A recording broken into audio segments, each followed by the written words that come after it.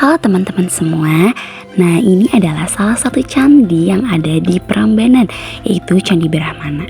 Salah satu candi utama di komplek Candi Prambanan yang dipersembahkan kepada Dewa Brahmana. Candi ini berada di sisi selatan Candi Siwa. Selanjutnya yaitu Candi Chandra. Candi ini diperkirakan dibangun pada abad ke-9 Masehi oleh Raja Balitung. Candi Chandra biasanya dikaitkan dengan Dewi Laksmi, istri Dewa Wisnu, dan dianggap sebagai simbol kemakmuran serta kesejahteraan.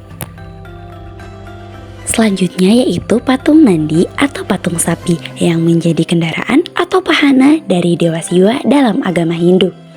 Nandi sering digambarkan sebagai sapi yang kuat dan agung, melambangkan kesetiaan, kekuatan, dan ketenangan. Selanjutnya yaitu Candi Surya. Meskipun candi ini tidak sepopuler Candi Siwa, Brahmana atau Wisnu, candi ini diperkirakan dibangun pada abad ke-9 Masehi dan didedikasi untuk Dewa Surya, Dewa Matahari dalam agama Hindu. Candi Surya biasanya dihiasi dengan relief yang menggambarkan dewa-dewa Hindu yang terkait dengan matahari, serta simbol-simbol yang menggambarkan cahaya dan kehidupan yang diberikan oleh Dewa Surya. Selanjutnya yaitu Candi Siwa Mahadewa yang dikenal juga sebagai Candi Siwa. Candi ini didedikasi untuk Dewa Siwa yang merupakan salah satu dewa utama dalam agama Hindu. Dikenal sebagai penguasa alam semesta dan penghancur kejahatan. Candi ini dibangun pada abad ke-9 Masehi selama pemerintahan Raja Rakai Pikatan.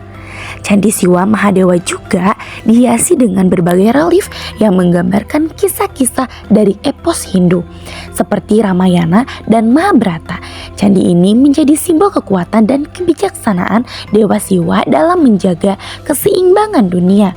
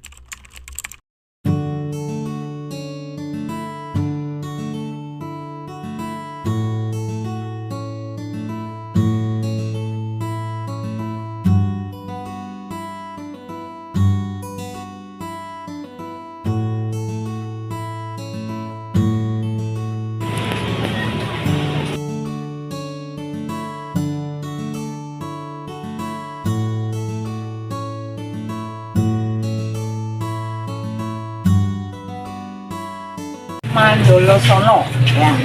Jadi ini kita gunakan untuk memainkan musik Jepang. Ini adanya Mandolo Sono baru tahun 1800-an di masa Sultan yang ke-8. Mandolo Sono asal dari kata mandolo, mandoli, musik. Sono ini tempat, jadi tempat untuk memainkan musik ya.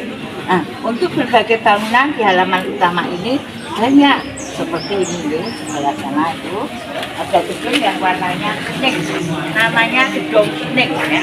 Gedung kuning sebagai rumah atau tempat tinggalnya bagi kita.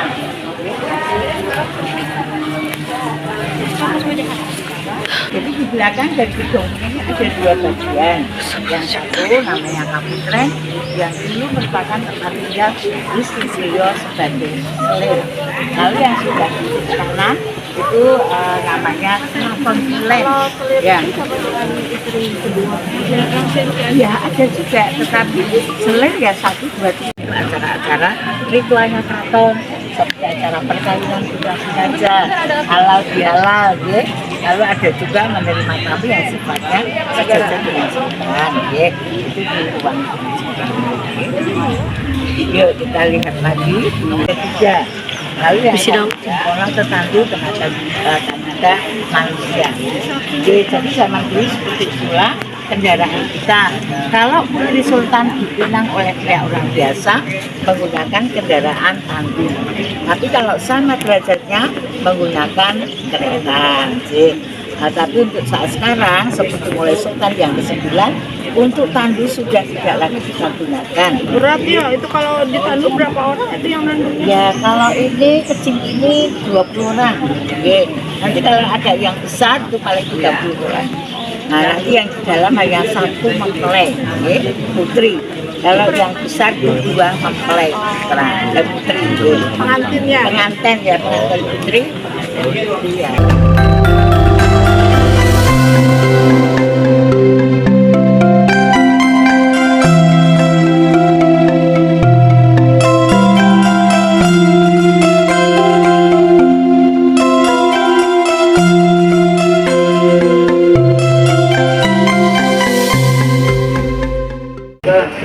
Jadi nanti kita mau masuk ke dalam. Di dalam itu ada contoh-contoh acara-acara perkawinan adatnya di dalam keraton. Nah, itu kita namakan ya ruang gaul hidup. Ya, ruang gaul hidup. Yang kita tekankan itu gaul hidupnya. Gaul hidup itu untuk mengetahui tentang prosesnya adanya manusia. Manusia yang pertama kali di dalam kandungan. Keduanya itu lahir, ketiganya itu masa remaja, keempat itu perkawinan, dan yang kelima kematian. Proses itu tergantung dari kita masuk dulu ya.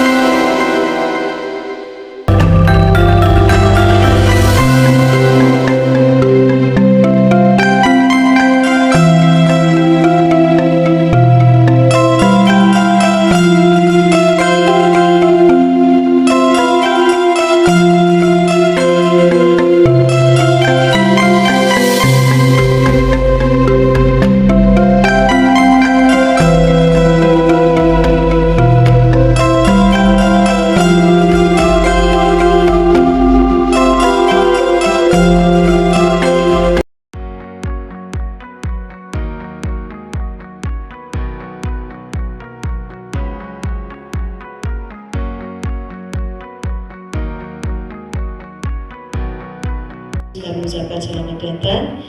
Boleh tepuk tangannya untuk kalian semuanya. Dan satu sekolah bumi luar biasa ya. Bapak Ibu adik sekalian, mengawali kunjungan sebagai rasa cinta kita kepada bangsa Indonesia kita, rasa patriotisme kita kepada bangsa Indonesia, rasa terima kasih. Biarpun saya pergi jauh,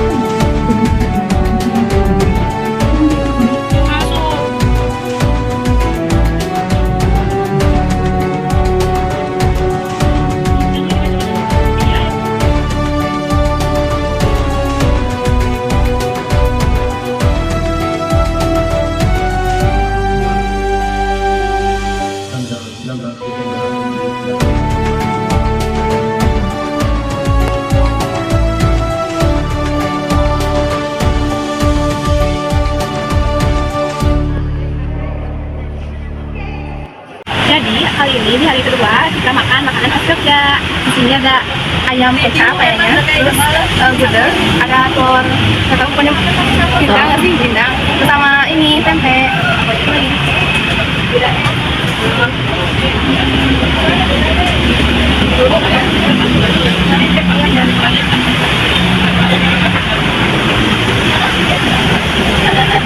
Menurut aku ayamnya gurih, tapi agak sedikit manis. Terus kita nyobain gudegnya ya. Ini pasti tidak.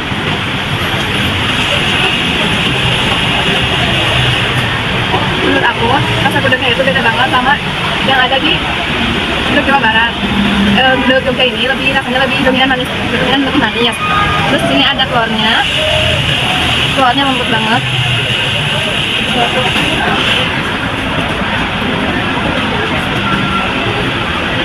Telurnya juga sama, ada rasa sedikit manis-manisnya. Terus kalau yang terakhir ini ada tempe. Tempenya pedas, gurih dan enak ya. Kita udah ada di tempat yang berbeda, yaitu di Universitas apa? UIN ini apa teh? UIN Yogyakarta. Ini kelompok. Jadi kita sekarang udah ada di dalam. Udah nyampe. Ya udah terus kita mau nonton kayaknya. Kita tahu gak? Gak kuat mataku kelihatan. Apa nih? Itu apa teh? Kata ibu wali kelasnya di depan, berarti kita miskin.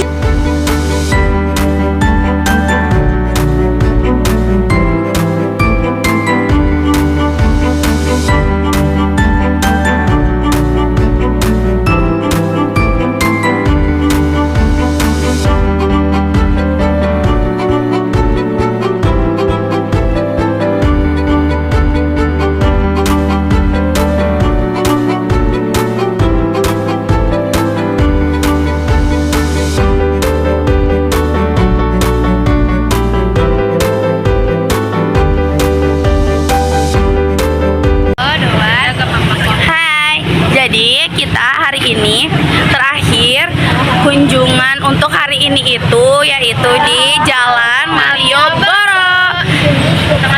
Pokoknya ikutin terus, lihat aja nanti gimana. Oke, bye bye.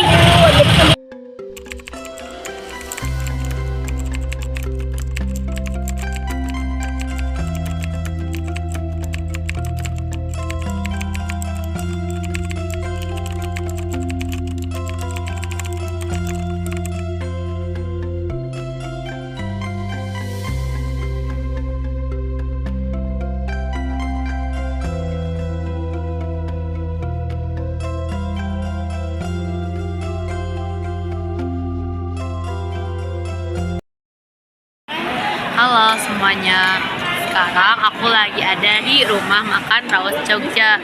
Sekarang aku mau review makan malam buat hari ketiga ini. Ini penampakannya. Itu ada 1, 2, 3, 4 lauk. Ya, buat yang pertama itu ada bihunnya.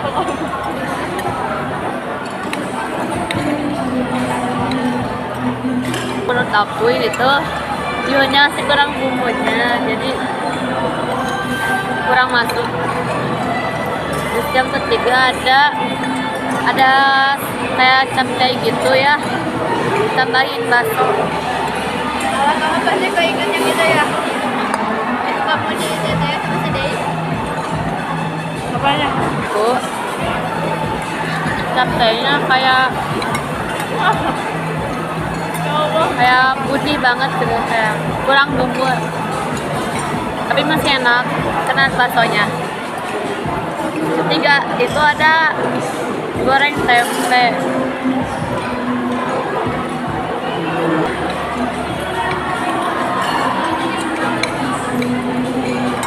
Goreng tempenya kayak yang biasanya, enak aja, kayak ayam kecap. Rasa ayamnya tuh enak, kayak meskipun tadi 2 lauk itu kayak kurang bumbu, tapi ditambahin sama ayam ini tuh jadi bumbunya kerasa. Soalnya ayamnya kerasa banget bumbunya. Terus pokoknya kerupuk biasa. Ya ada semangka. Semangkanya manis.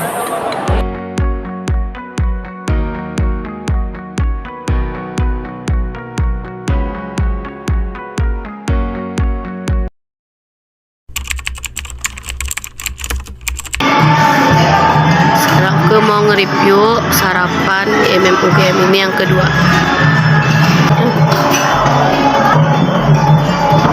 Buat yang pertama itu aku mau nyobain capcaynya ya.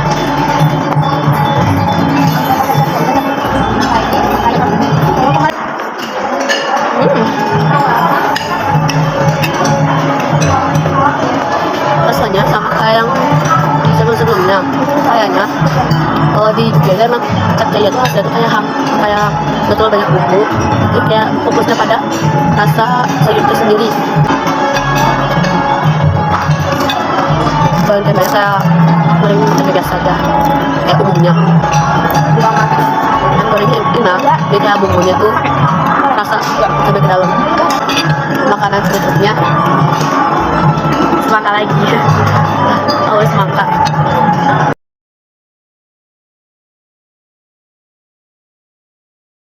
Halo, jadi sekarang kita ada di Lapatur. Sekarang kita mau ngapain di Lapatur? Kita udah naik jeep. Nah, ya ini tuh di hari terakhir di Jogja, itu hari ketiga. Kita kunjungan di hari ini tuh yang kedua. Ikutin kita terus ya teman-teman. Bye bye.